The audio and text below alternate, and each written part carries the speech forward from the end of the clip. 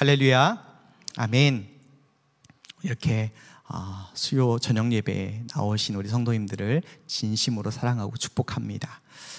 많이 피곤하신 줄 압니다. 그러나 우리가 정말 하나님 말씀 듣고 싶어서 나오셨으니까 집중하셔서 말씀을 잘 들어주시면 감사하겠습니다. 일부 예배보다 더 빨리 끝내겠습니다. 여러분, 오늘은 비느하스처럼 살게 하소서라는 제목으로 함께 말씀을 나누고, 저와 여러분의 삶 가운데 이 비느하스의 모습이 있는가 한번 점검해 보기를 원합니다. 여러분, 수상한 그녀라는 영화 아십니까? 벌써 2014년도에 개봉했던 영화인데요. 이 수상한 그녀의 주인공이 바로 70대 할머니인 오말순 씨. 이 오말순 씨의 그 일을 그린 영화입니다. 실화는 아니고요. 이 오말순 할머니가 하나밖에 없는 그 아들 집에서 같이 이제 생활을 하는데 자꾸 이제 며느리하고 부딪히게 되는 것이죠. 그러면서 정말 의도치 않게 그 아들의 가족들이 이 어머니를 요양원에 좀 이제 보내야 되지 않겠는가. 완전히 보내는 건 아니고요.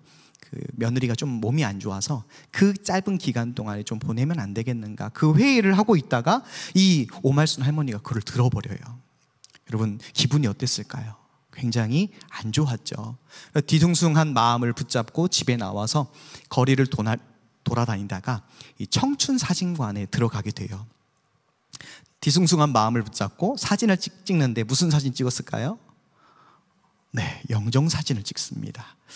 그래서 나이 지긋한 사진사가 이 카메라 셔터를 탁 누르는 순간 이 오말순 씨의 할머니가 가장 꽃다운 나이였던 20살로 돌아가 버려요. 그러면서 본인이 정말 젊었을 때 그 하나밖에 없는 아들, 남편은 일찍 죽었고요. 그 아들을 키우기 위해서 정말 시장에서 남이 버린 시래기를 줍고 그렇게 살았는데, 이제 먹어보고 싶었던 거, 입어보고 싶었던 거 마음껏 이제 생활을 하게 되는 것이죠. 그러면서 일어났던 재미있는 그리고 감동적인 이야기를 그린 영화가 바로 이제 이 수상한 그녀라는 영화입니다. 그 중에서 제 기억에 정말 인상 깊었던 한 장면이 있어요. 이 20살로 돌아간 이 할머니가요, 굉장히 노래를 잘 불렀어요. 그래서 노래를 부르다가 이 방송국의 젊은 작가가 그 노래 소리를 듣습니다. 그러면서 너무너무 마음이 좋아가지고 내가 진행하는 이 노래 오디션 프로그램에 이분을 데리고 와야겠다. 그러면서 이제 뒤를 밟게 돼요. 그러다가 이제 의도치 않게 좀 사건이 일어나게 되면서 이 젊은 작가가 경찰차에 이제 끌려가요. 그러면서 그 장면을 보면서 이 오말순 할머니가 툭 하고 내뱉는 말이 굉장히 인상적입니다. 어떤 말이냐면, 영상을 보여드릴까요? 아니면 그냥 제가 말로 해드릴까요? 네? 영상 보여드릴까요? 네, 그럼 영상 한번 보고 가시죠. 짧습니다. 얘기나 좀 하죠. 됐고, 좋게 얘기할 때 가던 길 가시오.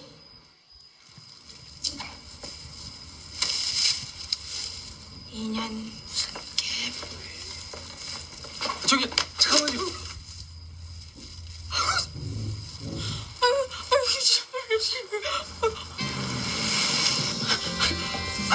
아이고, 살려주세요. 아이고, 살려주세요. 문 열으세요. 아니요.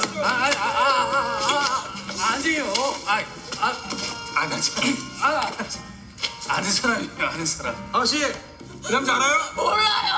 아유, 좀 달라. 아저씨, 연락처요. 연락처 좀 알려주세요.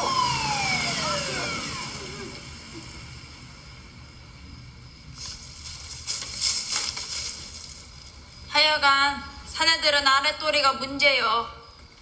뭐하러 요 한 토막도 안 되는 것 때문에 신세를 조지나 몰라. 에이구, 에라 이거나 먹어라. 네, 여기까지입니다. 네, 제가 이제 최근에 밥을 혼자 먹으면서 이제 TV를 돌리다가 이 영화를 또 하는 거예요. 예전에 봤거든요.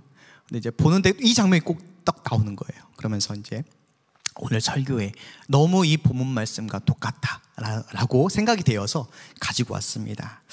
여러분, 오늘 본문을 보시면 정말 이 오말순 할머니가 얘기했던 것처럼 이 한 토막도 안 되는 것 때문에 자신의 인생을 망치는 것뿐만 아니라 공동체 전체를 망치는 너무나도 안타까운 사건이 벌어지게 됩니다. 우리 1절 2절 말씀 다시 한번 읽겠습니다. 1절 2절 시작. 이스라엘이 시딤에 머물러 있더니 그 백성이 모압 여자들과 음행하기를 시작하니라. 그 여자들이 그 신들에게 제사할 때에 백성을 청하매 백성이 먹고 그들의 신들에게 절함으로. 여러분, 이스라엘 백성들이 지금 가나안 땅을 이제 막 들어가기 직전에 하나님께서 이 모압 평지에 있는 시딤 지역에 잠시 머물게 하셨어요. 왜 머물게 하셨냐? 그곳에서 이제 거룩한 그 하나님의 약속을 이행할 준비를 하기 위해서 더 기도하고 더 모여서 하나님께 예배하면서 하나님께서 우리에게 주시고자 한 그 땅에서 우리가 어떻게 살 것인가, 그리고 하나님께서는 어떻게 기업을 배분해 주실 것인가, 아주 세세한 이 작업을 하기 위해서 지금 시딤에 머물고 있었는데 이스라엘 백성 중에 일부가 이 모압 여인과 함께 음행을 했습니다. 게다가 여러분, 그 음행만 한 것이 아니라 그 모압 여자들이 믿는 그 바알 신들을 제사하기 시작했어요. 성경은 이 이스라엘 백성의 모습을 보면서 이렇게 얘기합니다. 한마디로 평가하는데 3절 말씀 보시면 이스라엘이 바알부올에게 부속되었다. 여러분, 바알부올이란 뜻은 부올에서 섬기는 바알이라는 뜻이고요, 부속이란 말은 자기 스스로를 묶는다라는 뜻이에요.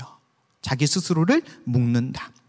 다시 말해서 이스라엘 백성 일부가 이 바알에게 제사를 드리고 그 제사 음식을 먹고 그리고 절하고 모압 여자들과 성관계를 맺게 됨으로써 자기 스스로를 하나님이 아닌 바알에게 스스로 묶어버리는 일이 오늘 본문 말씀에서 나타나고 있습니다.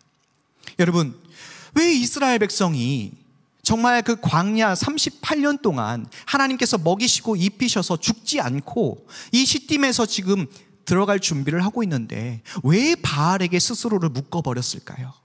그것은 이 바알 신앙이 가지고 있는 인본주의적인 특징 때문에 그렇습니다. 여러분, 바알 잘 아시죠? 많이 들으셨을 겁니다. 바알의 이름 뜻은 주인이라는 뜻이고요, 가나안 땅에서 가장 힘이 센 가장 최고의 신이 바로 바알신입니다. 이 바알신은요, 비를 내려요. 그래서 이 가나안 땅은 농경사회가 아니라 목축사회가 아니라 농경사회인데 비를 내리기 때문에 풍요를 상징하고 다산을 상징합니다. 그래서 이 가나안 사람들에게 바알신은요, 굉장히 중요한 신이죠. 그래서 이 바알신을 기쁘게 하기 위해서 이 본인들이 자극적인 종교 행사들을 막 집어넣었어요. 잘 아시다시피 우리 갈멜산에서 그 엘리야 선지자가 바알 선지자들과 함께 누가 참 신인가, 하나님이 참 신인가, 바알이 참 신인가 영적인 대결을 합니다. 그때 바알 선지자들이 어떻게 했습니까? 단을 쌓고 그리고 막 뛰면서 큰 소리로 바알을 부르기 시작합니다. 그게 1단계예요. 그러다가 아무런 반응이 없으니까 어떻게 합니까? 규례대로 칼과 창으로 그 날카로운 걸로 자기 몸을 그어요. 그러니까 피를 내는 거죠. 이렇게 해서라도 우리는 바알신을 원한다. 바알신이시여 응답해 주십시오 라고 그렇게 진행을 합니다. 그 다음에 바알 신전에는 신전 창기, 그러니까 신전에 있는 창녀가 있어서 제사를 드리러 온 그 남자들과 이제 성관계를 맺어요. 그것도 제사 의식의 하나입니다. 왜 이렇게 하냐면 자신들이 그 신전 창기와 성관계를 맺을 때 바알신과 그 아내인 아세라신이 그 모습을 보면서 자기들도 흥분이 돼서 성관계를 맺는다는 것이죠. 성관계를 맺었을 때 뭐가 내려요? 하늘에서 비가 내린다라고 굳게 믿었습니다. 여러분, 그렇게 하다가 이제 신전 창기가 임신하죠. 그리고 출산합니다. 그럼 여러분, 그 아이를 어떻게 할까요? 사랑으로 키울까요? 아닙니다. 바알신에게 제사로 바치는 거예요. 그 아기를 죽이는 것이죠. 인신제사가 이루어졌습니다. 지극정성으로 정말 그 생명을 바치기까지 정말 이렇게 열심히 제사를 드리면 바알신이 응답해 주실 것이다. 지극히 인본주의적인 발상에서 출발하는 것이 바로 바알 종교입니다. 여러분, 우리가 반드시 기억해야 할 것은 기독신앙을 제외하고 세상에 있는 모든 종교와 그런 민속신앙들, 모든 것은 인본주의 발상에서 출발한다는 것입니다. 제사의 대상, 제사를 받는 그 대상과 제사를 드리는 그 형태만 달랐지, 인간이 절대자를 만나고 그리고 자신의 소원을 이루기 위해선 온갖 종교적인 마일리지를 쌓아야 한다는 그 기본 골조, 그 신앙의 기본 골조는 똑같다는 것입니다.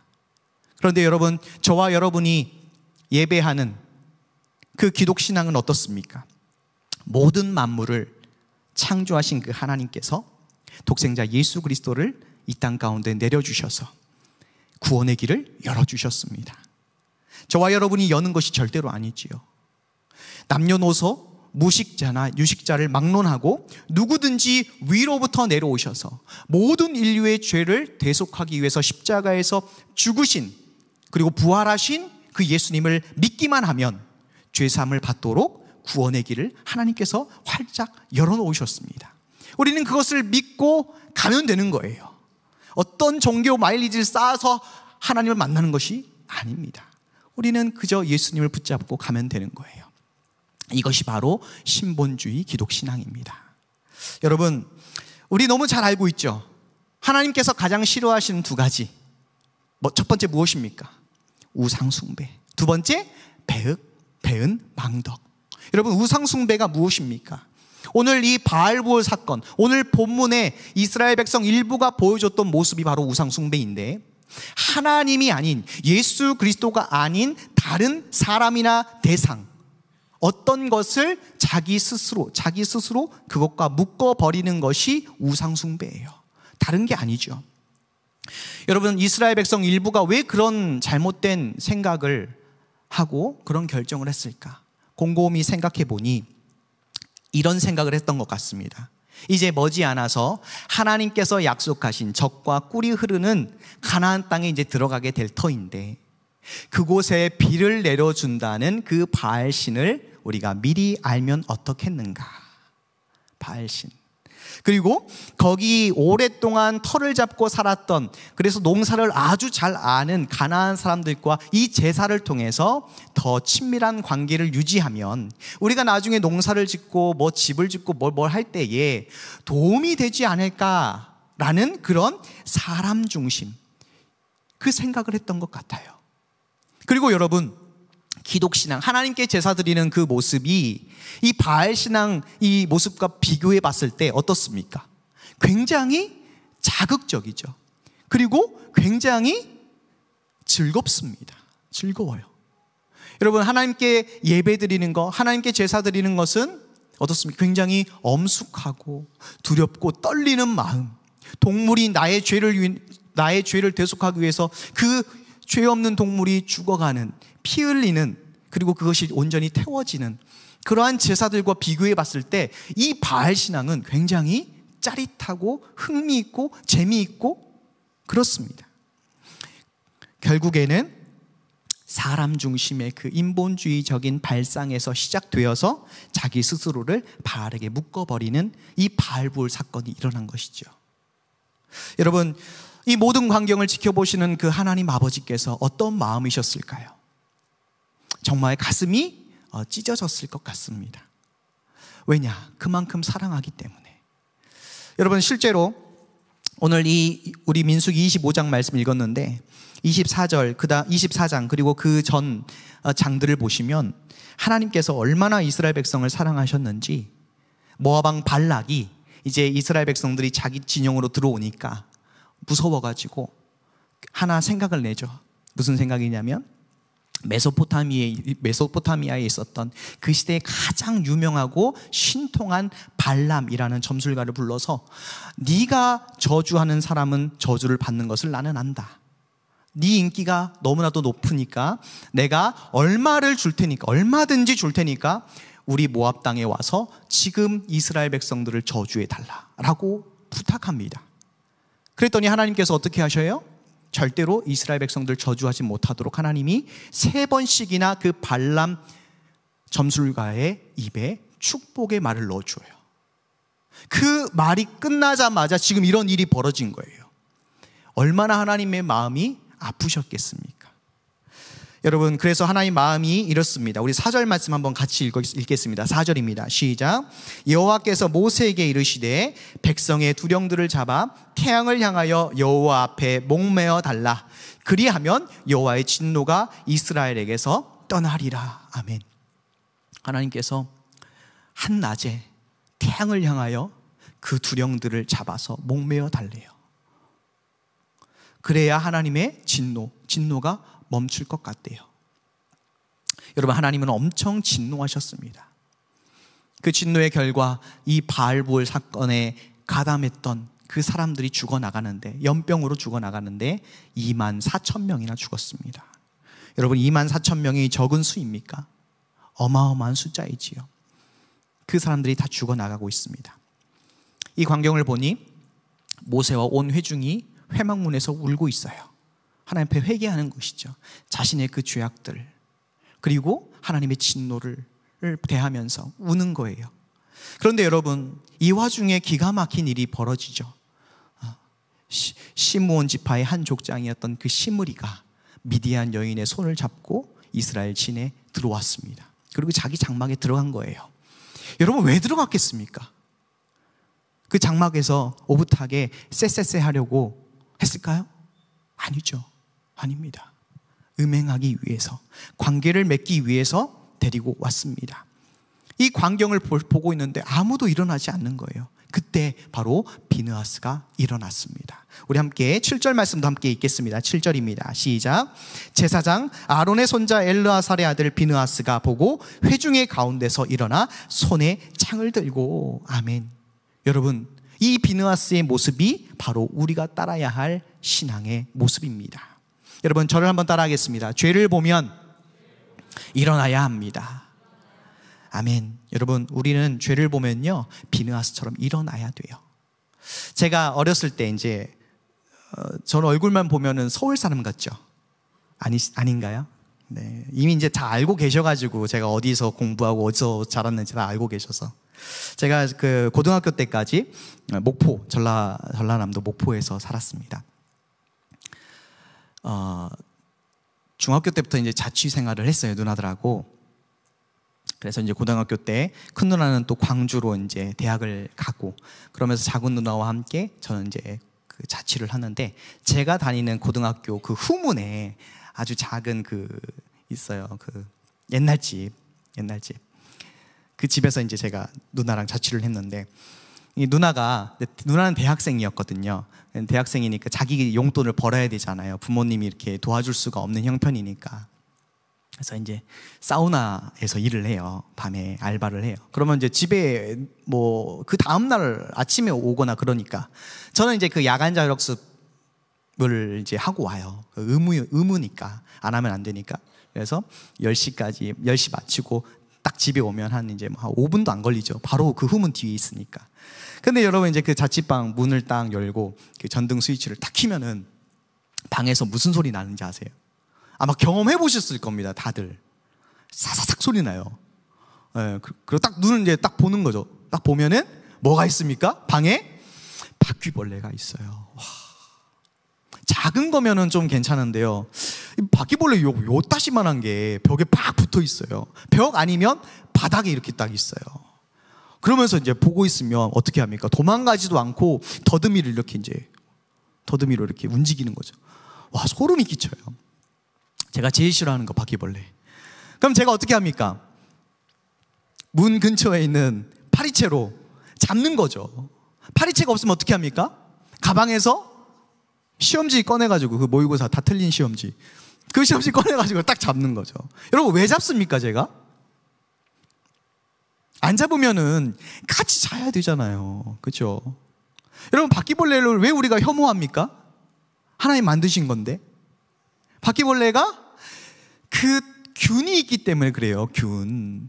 그렇잖아요. 바퀴벌레가 음식에 닿으면 음식이 이제 오염되잖아요. 그걸 먹으면 탈나고 하니까 우리가 잡는 거죠. 막 때려잡는 거죠. 제가 왜 이 말씀을 드리냐면, 여러분, 우리 안에 죄를 봤을 때 우리가 이렇게 행동해야 된다는 것이죠. 여러분, 이 비느하스는 이 죄가 가지고 있는 독성을 알고 있었어요. 바퀴벌레가 가지고 있는 그 균을 알고 있듯이 우리가, 비느하스는 우리 안에 들어와 있는 그 죄성의 독성이 있다는 것을 잘 알고 있었습니다. 여러분, 죄의 독성은 두 가지인데, 부패 독성이 있고요, 그리고 전염 독성이라는 것이 있어요. 부패 독성은 더 썩어가는 거예요. 여러분, 겨울에 귤 빨리 안 먹으면은 곰팡이가 피죠. 그러면 그 귤 하나 전체가 곰팡이가 다 피고 끝납니까? 그 옆에 있는 귤들도 막 더 썩어가죠. 더 썩어 들어가요.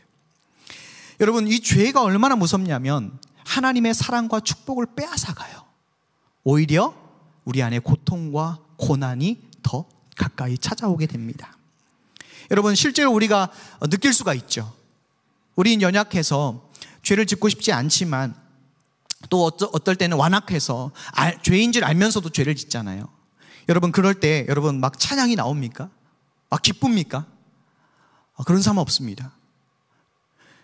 가슴이 답답하고 한숨이 맨날 나오고, 예배의 자리 가기 싫고요, 기도의 자리 가기 싫고요, 말씀 읽고 싶지 않습니다. 믿음의 형제 자매가 만나자고 연락 오면 피합니다. 그게 죄가 가지고 있는 부패성, 독성이 있기 때문이죠. 여러분, 죄는 나만 부패하는 것이 아니고, 그리고 또 전염시킵니다. 전염시켜요. 그래서 나만 피해를 받고 끝나는 것이 아니라 내 사랑하는 가족들에게도 피해가 가요.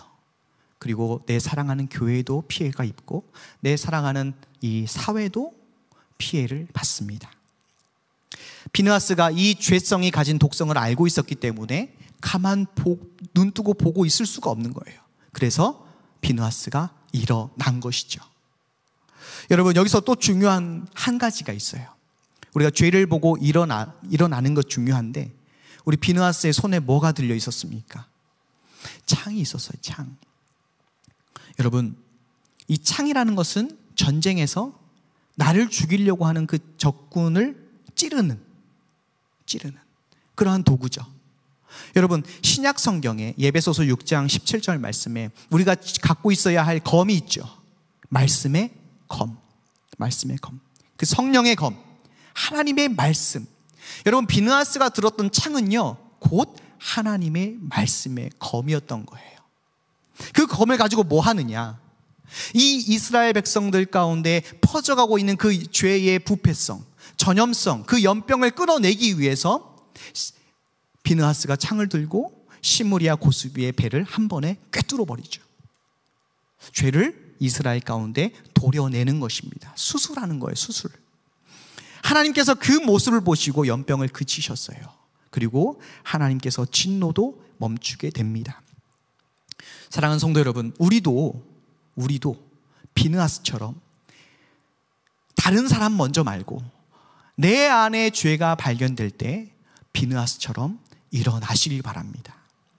그냥 일어나지 마시고 하나님의 말씀을 들고, 우리가 말씀 많이 듣잖아요. 많이 읽잖아요. 그 말씀으로 나를 보면서 내 안에 있는 죄, 비느하스가 그 시므리와 고스비의 배를 한 번에 꿰뚫었듯이 우리의 욕심이 어디서 나옵니까? 이 배에서 나와요. 배.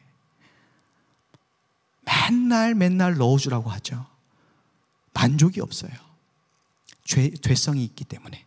그렇기 때문에 우리의 배를 하나님 말씀으로 찔러야 돼요. 그리고 도려내야 돼요. 절대로 묵인하거나 방관하지 마시고, 담임 목사님 말씀하셨죠. 고름은 절대로 살이 될 수 없다. 죄는 고름과 같아요. 짜내야 됩니다. 내 안에서 버려야 돼요. 멀리해야 됩니다. 그렇게 멀리하셔서 정말 하나님 앞에 거룩하고 순결한 그러한 예수님의 신부가 되시길 예수님의 이름으로 축복합니다. 아멘. 두 번째, 마지막입니다. 여러분, 비느하스는 질투심을 가지고 있었어요. 하나님의 질투심. 우리 11절 말씀 함께 읽겠습니다. 시작. 제사장 아론의 손자 엘르아살의 아들 비느하스가 나의 질투심으로 질투하여 이스라엘 자손 중에서 나의 노를 돌이켜서 나의 질투심으로 그들을 진멸하지 않게 하였도다. 여러분, 얼마나 하나님께서 중요하게 생각하셨으면 이 11절 한 절 말씀에 하나님의 질투시란 말을 여러 번 넣습니다. 여러분, 여러 번 말한다는 것은 뭐예요? 그만큼 중요하다는 뜻이죠. 강조한다는 뜻입니다. 여러분, 질투라는 말은 원래 좋은 뜻이 아니죠. 하지만 하나님께서는 비느하스의 그 질투심을 인정해 주셨어요. 왜냐? 그것이 사람의 질투심, 세상의 질투심이 아니라 하나님의 질투심이었기 때문에 하나님께서 인정해 주셨습니다. 하나님의 질투심이 무엇입니까? 우상을 사랑하는 그 마음보다 나를 구원하셔서 적과 꿀이 흐르는 그 가나안 땅에 인도해 주실 그 하나님을 더욱더 사랑하는 마음, 하나님을 향한 열심, 그것이 하나님의 질투심이에요. 하나님의 말씀을 어기고 그 연병이 퍼져가고 있는 그 상황에서 자기의 만족과 유익을 위해서 그 여인을 자기 장막에 몰래 가지고 들어왔던 그것을 차마 용납할 수가 없고 멈출 수가 없어서 당장 그 죄를 도려내고픈 마음, 그 하나님의 질투심을 가지고 있었기 때문에 비느하스와 그의 후손들은 하나님께서 영원히 제사장의 직분을 언약을 약속해 주셨어요. 복을 주셨다 이 말이에요. 여러분, 하나님의 질투심을 가지고 또 그 자리에서 벌떡 일어난 사람이 있죠. 누굽니까? 바로 소년 다윗입니다. 다윗이 어렸을 때, 왕이 아니에요. 어렸을 때에 아버지 그 이스라엘과 블레셋과의 그 전투에서 형들이 이제 그 전투에 출전해 있는데 아버지가 궁금한 거예요. 내 아들들이 잘 지내고 있나? 그래서 다윗에게 이제 먹을 것을 싸서 한번 가봐라. 네가 가서 한번 상황 보고 나에게 말해줘. 그래서 가죠.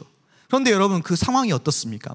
굉장히 열심히 치열하게 싸우고 있을 줄 알았는데 그냥 아무것도 안 하고 있는 거예요. 가서 보니까는 그 블레셋의 최고 잘 나갔던 골리앗 장군이 어마어마한 그 몸집과 화려한 그 싸움 실력으로 40일 동안 아침 저녁으로 앞에 나와서 이스라엘 군대를 모욕하고 하나님을 모욕하고 있었습니다. 그것을 듣게 된 것이죠. 그때 다윗의 마음에 있었던 것이 하나님의 질투심. 저 할례 받지 못한 자가 어떻게 하나님의 이름을 모욕하고 있는데 가만히 있을 수 있냐라는 그런 질투심. 그래서 사울 왕에게 말해서 전투에 나아가죠. 자기가 가지고 있던 유일한 무기인 물매와 돌 5개를 가지고 하나 놓고 물매에 놓고 달려가면서 던져요. 여러분, 다윗이 실력이 좋았습니다. 그런데 거기에 플러스 하나님께서 그 어린 다윗의 마음에 있는 하나님의 질투심을 보시고 그 돌이 유일하게 무장이 해제되어 있는 이 이마박을 치니까 돌이 박히고 그 거구가 쓰러지죠. 그러면서 이스라엘 백성이 승리하게 됩니다. 사랑하는 성도 여러분, 성경을 보면 하나님의 그 위대한 구원 역사와 하나님의 그 놀라운 일들은요, 똑똑하고 잘 나가는 사람을 하나님께서 사용하지 않으셨어요. 하나님께서 사용하신 사람들은 이 비느하스와 소년 다윗처럼 하나님의 질투심을 가지고 있는 사람들을 통해서 일하십니다. 아멘. 얼마나 다행인지 몰라요. 전 능력도 없고 가진 것도 없고, 그런데 이 하나님의 질투심만 가지고 있으면 하나님께서 쓰실 거니까. 여러분, 그 하나님의 질투심을 가졌던 그 한 사람을 통해서 이스라엘 진영 가운데 연병이 그쳤습니다. 하나님의 질투심을 가졌던 그 양치기 어린 소년, 그 소년으로 인하여서 이스라엘 백성이 대승을 거둡니다. 하나님은 그렇게 일하십니다. 그렇다면 이 말씀을 통해 하나님께서 우리에게 주시는 메시지는 뭡니까? 지금 너에게 이런 비느하스와 같은 질투심이 있니? 라고 물어보시는 거죠. 남보다 예수님을 더 사랑하는 마음이 나에게 있는가? 예수님 그 사랑 때문에 그 사랑을 더 알고 싶고 또 그 사랑을 또 나누고 싶어서 내가 더 헌신하고자 애쓰는 그 마음이 나에게 있는가? 아니면 시무리처럼 내 장막에서 아무도 모르겠지 하면서 죄악을 묵상하고 죄악을 사랑하고 있는 그런 형편은 아닌가 돌아봐야 될 줄로 믿습니다. 여러분, 이제 말씀을 맺겠습니다.